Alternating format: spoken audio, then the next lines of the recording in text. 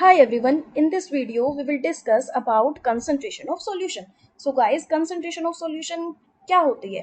Mainly इसको हम किस तरीके से एक्सप्रेस कर सकते हैं? एक है मेरे पास मोलारिटी टर्म, एक है मोलारिटी टर्म, एक है मोललिटी टर्म और एक है मेरे पास नॉर्मालिटी और एक है फिर मोल फ्रैक्शन। तो गाइस देखते हैं पहले। अब ये सारे जो मेथड्स हैं ये कंसंट्रेशन को एक्सप्रेस करने के हैं। ये मेनली कंसंट्रेशन ही है सॉल्यूशन की। जैसे आपको बोलो मोलारिटी, नॉर्मेलिटी, मोल फ्रैक्शन, ये सॉल्यूशन की कंसंट्रेशन है। हम देखते हैं एक बार कंसंट्रेशन है क्या। ये मेनली सॉल्यूशन की कंसंट्रेशन है नंबर ऑफ सोल्यूट से ही हम बताते हैं। Concentration of solution. जैसे आपको एक एग्जांपल के तौर पर बताते हैं कि सपोज एक चाय ये बनाई है और एक ये सेकंड कप चाय बना रखी है। ये एक कप है, ये है दूसरा कप। एक कप है, हमने किसी को भी चाय पिला दी और वो बोलता है कि ना जी इस चाय में चाय मीठी ज्यादा है, और इसको पिलाई तो ये बोलता है कि मीठी चाय कम है, कि चाय मीठी कम है। कहने का मतलब चाय अपने पास क्या है, एक तरह से सॉल्यूशन है। क्योंकि देखो चाय पानी, पत्ती, चीनी इन सबसे मिलके बनी होगी ना, तो सबको मिला दिया तो चाय सॉल्यूशन है मेरे पास। लेकिन ये मिठास कहाँ से आई है? ये मिठास तो शुगर की वजह से आई है, चीनी की वजह से आई है। तो देखो सॉल्यूशन है मेरे पास चाय, और ये शुगर क्या हो गया, ये मेरे पास हो गया सोल्यूट। राइट। अब देखो सोल्यूट ज्यादा था ना, यहाँ हमने बोला कि मीठी ज्यादा है ये चाय, चाय मीठी ज्यादा, कहने का मतलब सॉल्यूशन की कंसंट्रेशन ज्यादा है। चाय मीठी ज्यादा है मतलब सॉल्यूशन की कंसंट्रेशन ज्यादा है। ऐसे ही क्यों ज्यादा है ये? क्योंकि जरूर सोल्यूट का अमाउंट ज्यादा रहा होगा, शुगर ज्यादा रही होगी, तभी तो जाके चाय ज्यादा मीठी हुई। कहने का मतलब चाय मीठी मतलब सॉल्यूशन की कंसंट्रेशन ज्यादा है। इसका हुआ कैसे ये? क्योंकि शुगर अपने पास ज्यादा अमाउंट में, मतलब सोल्यूट अपने पास ज्यादा अमाउंट में। ऐसे ही इसमें क्या होगा, ये मीठी कम है तो जरूर अपने पास शुगर कम रही होगी। तो शुगर तो क्या है, शुगर तो सोल्यूट है, इसमें कम अमाउंट में जो होता है वो सोल्यूट होता है। तो यहाँ पर ये सोल्यूट है तो जरूर सोल्यूट कम रहा होगा, तभी ये मीठी कम है। कहने का मतलब नंबर ऑफ सोल्यूट अगर अपने पास ज्यादा है, तो ऐसे में सॉल्यूशन की कंसंट्रेशन भी ज्यादा है। नंबर ऑफ सोल्यूट अगर अपने पास कम है तो ऐसे में सॉल्यूशन की कंसंट्रेशन भी कम है। तो सॉल्यूशन की कंसंट्रेशन को ध्यान रखना, ये जो टर्म बोल रही हूँ ना, सॉल्यूशन, सोल्यूट, ये सब ध्यान रखना। सॉल्यूशन की कंसंट्रेशन को हम मेनली कैसे मेजर करते हैं? नंबर ऑफ सोल्यूट से। तो ये सारी टर्म क्या है, मोलारिटी, नॉर्मालिटी, ये सब अपने पास कंसंट्रेशन ही है सॉल्यूशन की। तो देखते हैं एक बार मोलारिटी क्या है। तो गाइस मोलारिटी क्या है? Molarity is number of moles of solute. Molarity is number of moles of solute dissolved in per liter of solution। मतलब अगर आपसे कोई बोले कि थियोरटिकल आप बताओ कि मोलारिटी मेरे पास क्या है, तो आप बोलोगे molarity is nothing but it is equal to number of moles of solute. Solution की मोलारिटी कुछ नहीं है बल्कि ये सोल्यूट के नंबर ऑफ मोल्स ही है, प्रोवाइडेड अगर आप सॉल्यूशन की वॉल्यूम को 1 लीटर ले लो तो। जैसे आप इसको, ये नीचे वाली टर्म क्या है, सॉल्यूशन की ही वॉल्यूम बता रहा है ना, तो सॉल्यूशन की वॉल्यूम लीटर में बता रहा है। कहने का मतलब अगर आप सॉल्यूशन की वॉल्यूम को 1 लीटर ले लेते हो तो जो नंबर ऑफ मोल्स है सोल्यूट के, वही मेरे पास मोलारिटी है। राइट। तो नंबर ऑफ मोल्स और अपने को पता ही है ये क्या होता है, पहले भी हमने डिस्कस कर लिया है। ये है given mass divide by molar mass, mainly यहीं से ही निकल जाएगा। गाइस नेक्स्ट देखते हैं, टर्म है मेरे पास मोलैलिटी।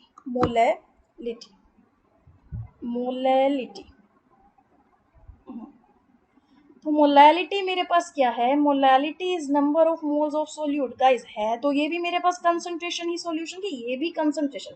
एक्सप्रेस करने का तरीका अलग है। जैसे ये है number of moles of solute dissolve in per KG of solvent. ध्यान रखना यहाँ पर अब हमने सोलवेंट लिया है, वहां सॉल्यूशन लिया था।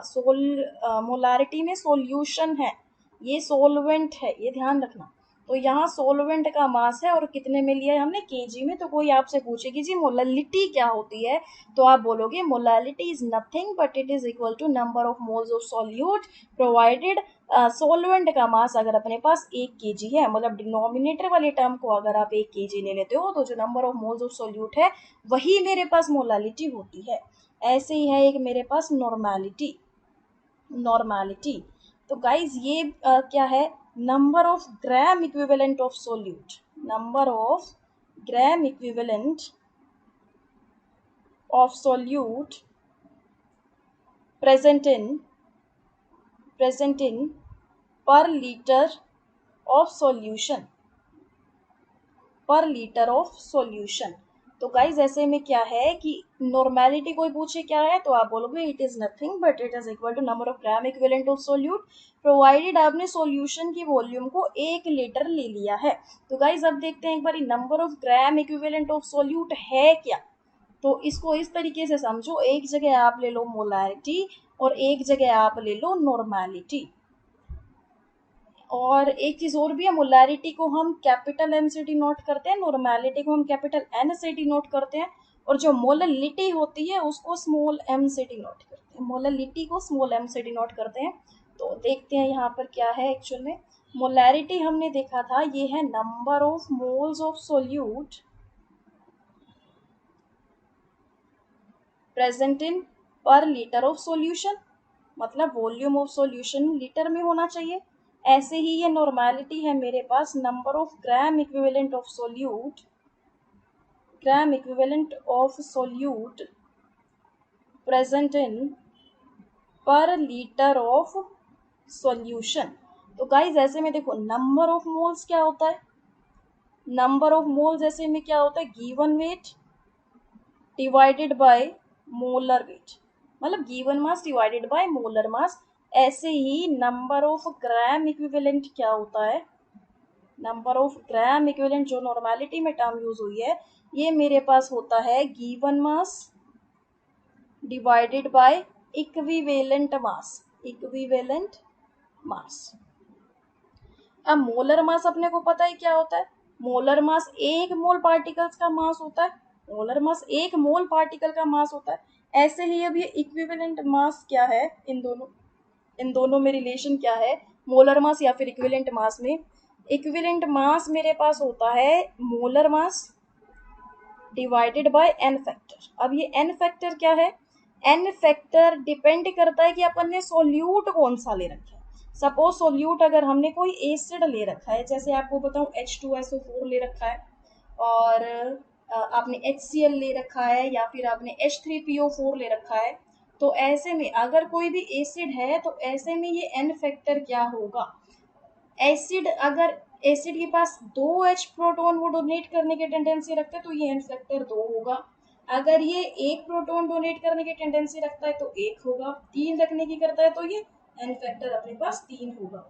ऐसे ही सपोज अगर अपने पास ये सोल्यूट जो है वो बेस है, अगर ये सोल्यूट अपने पास बेस है, तो ऐसे में बेस का मतलब क्या कि भाई OH माइनस आयन वो कितने डोनेट कर सकता है। जैसे आपको बोलूँ कि मेरे पास NaOH है सोल्यूट में, OH माइनस तो एक ही डोनेट कर सकता है, तो N की वैल्यू 1 हो जाएगी। सपोज मेरे पास है CaOH2, तो ये 2 OH है, तो ऐसे में N की वैल्यू 2 हो जाएगी। ऐसे ही मेरे पास है लैंथिनम का हाइड्रोक्साइड, तो इसके पास 3 है, तो ऐसे में N की वैल्यू 3 हो जाएगी। तो डिपेंड करता है अपने पास एसिड है, बेस है, या फिर सोल्ट भी हो सकता है। तो अगर ऐसे में मेरे पास सोल्ट है, तो सोल्ट जैसे कि आप ऐसा लगा लो KMnO4 या फिर K2Cr2O7, K2Cr2O7 पोटेशियम डाइक्रोमेट या फिर पोटेशियम परमैंगनेट, ये मेरे पास सोल्ट है। तो ऐसे में सोल्ट को इलेक्ट्रोलाइट भी कहा जाता है।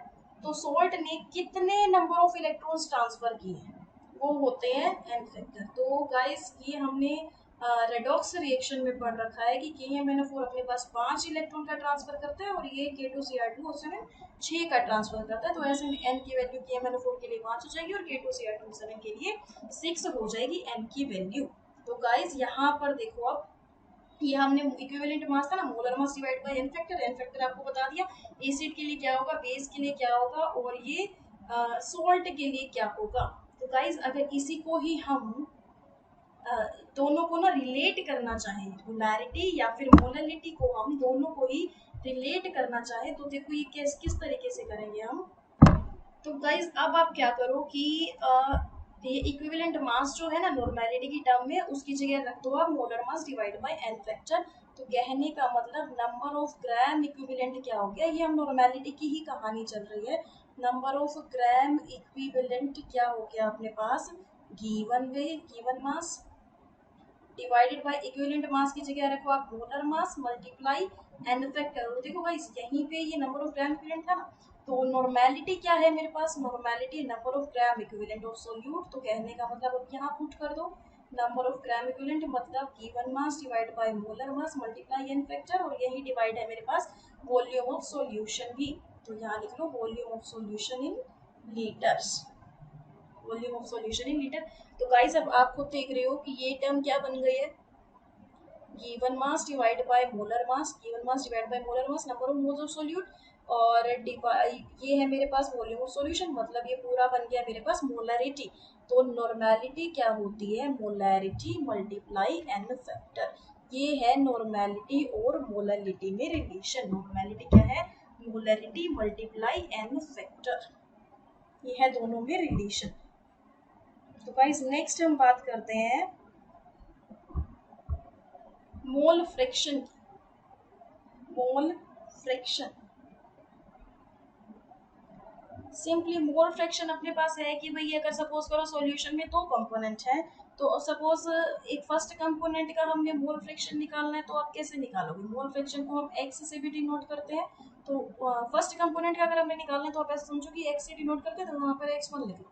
तो ऐसे में ये क्या होगा, number of moles of one first component divided by number of moles of first component plus number of moles of second component।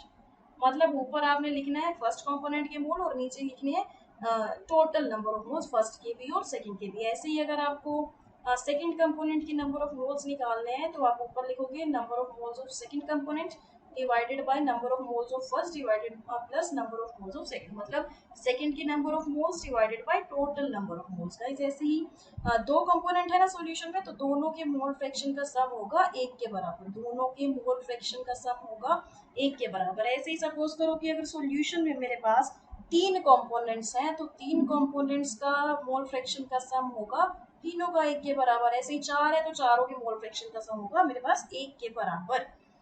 तो एक बार इन्हीं पे बेस्ड कुछ क्वेश्चंस हम सोल्व करते हैं। सपोज करो मेरे को ये दिया हुआ है कि क्वेश्चन है 15% ना ग्लूकोज दिया हुआ है by mass, 15% glucose by mass दिया हुआ है, और इसका हमने ना एक्वा सॉल्यूशन बना दिया है। इक्वेशन है 15% ग्लूकोज बाय मास दिया हुआ है, इसका एक्वा सॉल्यूशन बना दिया है, और है कि भाई डेंसिटी सॉल्यूशन की दी हुई है, डेंसिटी सॉल्यूशन की दी हुई है 1.1 ग्राम पर सेंटीमीटर क्यूब। ऐसे में आपको मोलरिटी निकालनी है और मोललिटी दोनों निकालनी है, मोलरिटी और मोललिटी दोनों ही निकालने हैं। ध्यान रखना डेंसिटी किसकी दी हुई है, सॉल्यूशन की डेंसिटी दी हुई है। अब पहले तो आप ये समझो कि 15% ग्लूकोज बाय मास है, तो जब भी अपने को बाय मास दिया हुआ हो ना और परसेंट के साथ कुछ भी नहीं दिया हुआ है, तो आप ऐसा समझोगे कि 15 ग्राम। देखो पहले तो आप ये समझो कि ये सॉल्यूशन बना किसका हुआ है, ग्लूकोज का बना हुआ है और ये एक्वस बना हुआ है। तो कहने का मतलब सॉल्यूशन में ग्लूकोज है और पानी है, ग्लूकोज है और पानी है, दोनों को मिला के एक सॉल्यूशन बना हुआ है। मतलब 15 ग्राम ग्लूकोज प्रेजेंट है 100 ग्राम के सॉल्यूशन में, 15 ग्राम ग्लूकोज प्रेजेंट है 100 ग्राम के सॉल्यूशन में। तो कहने का मतलब ऐसे में अपने को मास ऑफ सोल्यूट मिल गया, क्योंकि देखो 100 ग्राम का सॉल्यूशन है तो 15 ग्राम का तो सोल्यूट है ना, वो क्या ग्लूकोज है। तो ऐसे ही मास ऑफ सोलवेंट पे पता कर सकते हैं हम, मास ऑफ सोलवेंट कितना हो जाएगा 85 ग्राम हो जाएगा, और मास ऑफ सॉल्यूशन अपने को पता ही है ऊपर इसी वाली कहानी से 100 ग्राम ऑफ सॉल्यूशन से। तो गाइस ये अपने पास आया कहाँ से, 15 ग्राम ग्लूकोज 100 ग्राम सॉल्यूशन में प्रेजेंट है, कि ये जो 15% ग्लूकोज बाय मास दे रखा है ना, इसी टर्म का मतलब ही यही होता है। अब देखो निकालना क्या है अपने को, मोलरिटी निकालनी है ना, तो मोलरिटी के लिए क्या चाहिए, number of moles of solute चाहिए present in per litre of solution. तो number of moles of solute निकाल लो यहाँ से, इसकी नंबर ऑफ मोल्स निकाल लो। सोल्यूट अपने पास ग्लूकोज ही है, तो ग्लूकोज के नंबर ऑफ मोल्स कैसे निकालेंगे, given mass divide by molar मास, मतलब मोलर मास ग्लूकोज का फॉर्मूला होता है ना C6H12O6, C6H12O6 इसका निकालोगे तो 180 ही अपने पास मोलर मास आने वाला है। तो ऐसे में अगर आप मोलैरिटी निकालते हो तो given mass divide by molar mass, molarity मतलब number of moles of solute, ये मोल्स ही है सोल्यूट के, डिवाइड में क्या होता है volume of solution present in litre. तो गाइस वॉल्यूम ऑफ सॉल्यूशन तो नहीं है, तो वॉल्यूम ऑफ सॉल्यूशन कैसे निकालिए, एक और डेटा तो दिया हुआ है ना, डेंसिटी ऑफ सॉल्यूशन दिया हुआ है। तो डेंसिटी ऑफ सॉल्यूशन, सॉल्यूशन की डेंसिटी ध्यान रखना क्या होती है, ये मास ऑफ सॉल्यूशन के बराबर। देखो डेंसिटी होती है ना मास डिवाइडेड बाय वॉल्यूम, ऐसे ही सॉल्यूशन की डेंसिटी है तो मास of solution divide by volume of solution. तो डेंसिटी को आप लिख लो 1.1 ग्राम पर सेंटीमीटर क्यूब है, मतलब ग्राम पर ml में ही दिया हुआ ये, ग्राम पर ml, सेंटीमीटर क्यूब ml ही है। तो मास ऑफ सॉल्यूशन अपने पास है 100, यहाँ से आ जाएगा वॉल्यूम ऑफ सॉल्यूशन। तो गाइस वॉल्यूम क्या आएगा 100 डिवाइड बाय 1.1 ग्राम पर ml में आएगा ना, ये भी ग्राम में है तो ग्राम से ग्राम कैंसिल, वॉल्यूम अपने पास आ जाएगा ml। तो यही आप लिख दो यहाँ पे।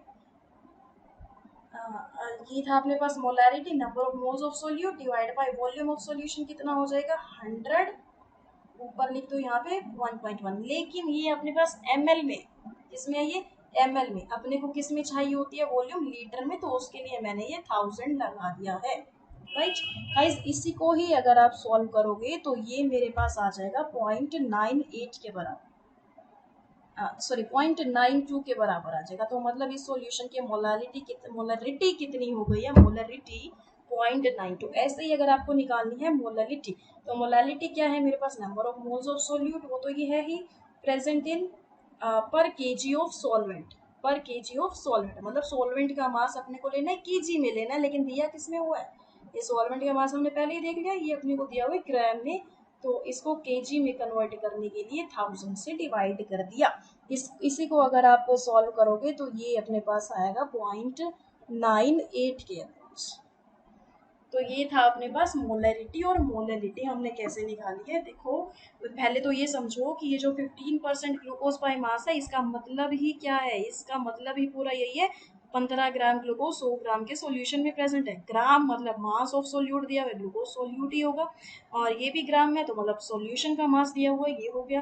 फिर सोल्यूट का मास दिया हुआ है, सोल्यूशन का दिया हुआ है, यहाँ से हमने सॉल्वेंट का निकाल लिया, तो ये मास सबके पास आ गया।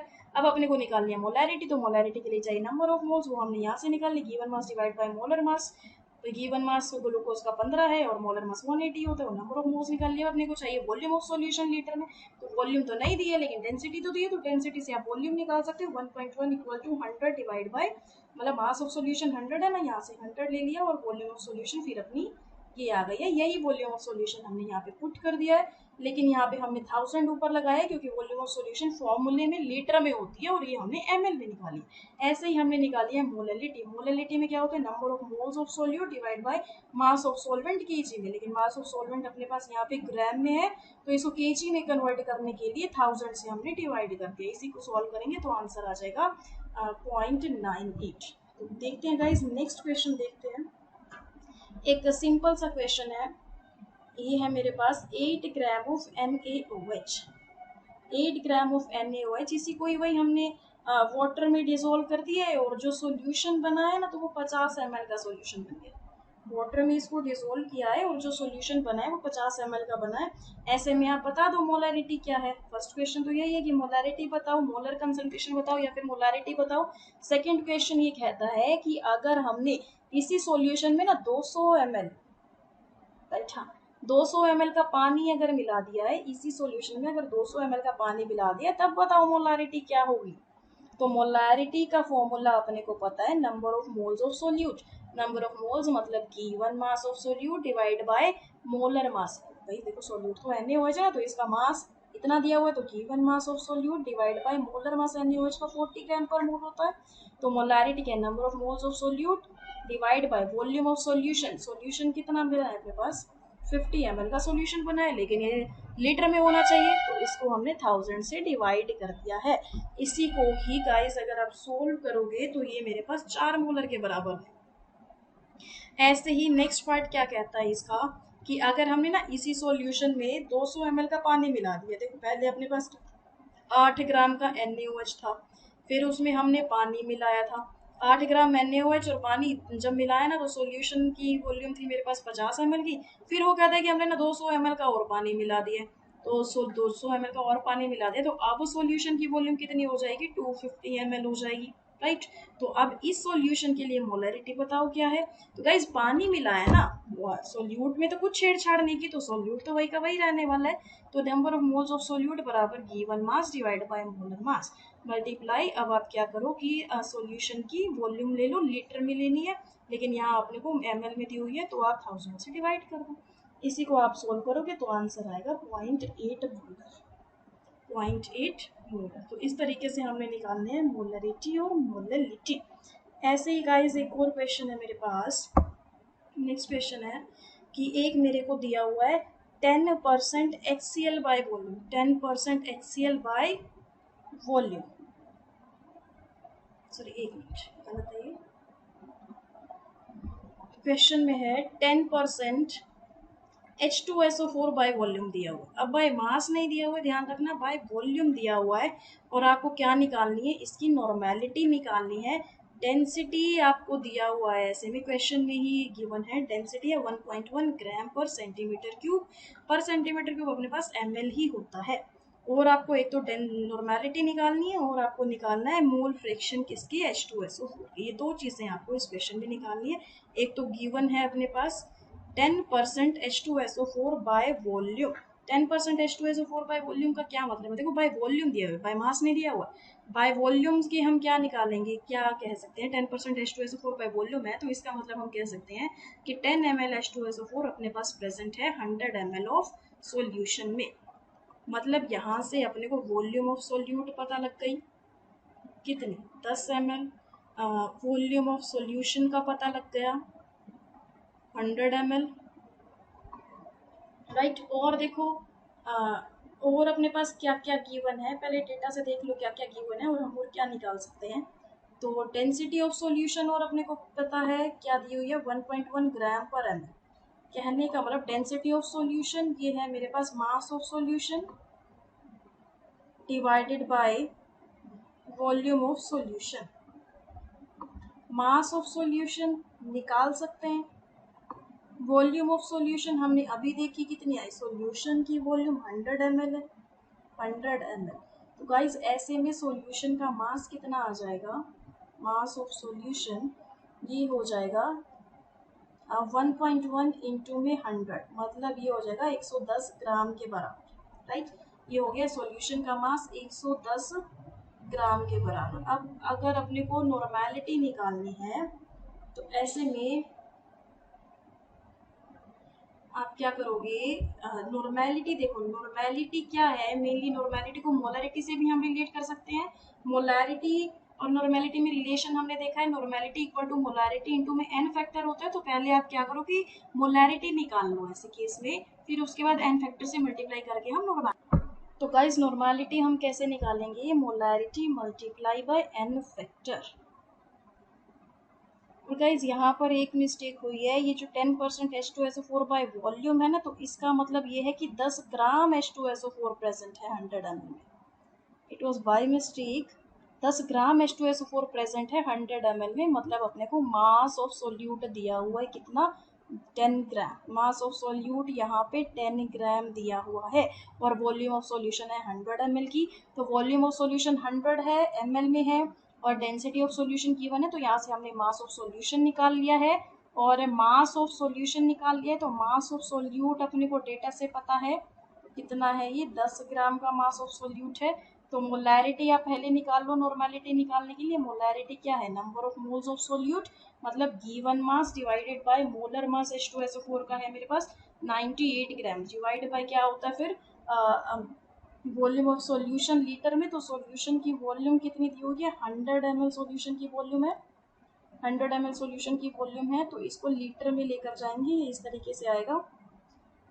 तो इसको अगर आप सॉल्व करोगे तो इसकी वैल्यू आएगी गाइज 1.02, इस तरीके से आएगी 1.02 मोलारिटी आ जाएगी सॉल्यूशन की। लेकिन अपने को नॉर्मेलिटी निकालनी है, नॉर्मेलिटी मतलब मोलारिटी मल्टीप्लाई n फैक्टर। अब ये n फैक्टर H2SO4 दिया हुआ है ना सोल्यूट में, तो इसके लिए मतलब ये कितने H प्लस आयन से डोनेट कर सकता है, 2, तो इसके लिए एन फैक्टर 2 हो जाएगा। तो कहने का मतलब नॉर्मेलिटी मेरे पास आएगी 2.04, 2.04 इतना आंसर आ जाएगा नॉर्मेलिटी, राइट।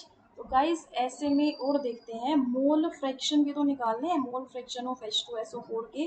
तो इसमें क्या हो जाएगा, नंबर, इसका फॉर्मूला क्या होता है, number of moles of H2SO4 divide by number of moles of H2SO4 plus number of moles of water, ये होता है।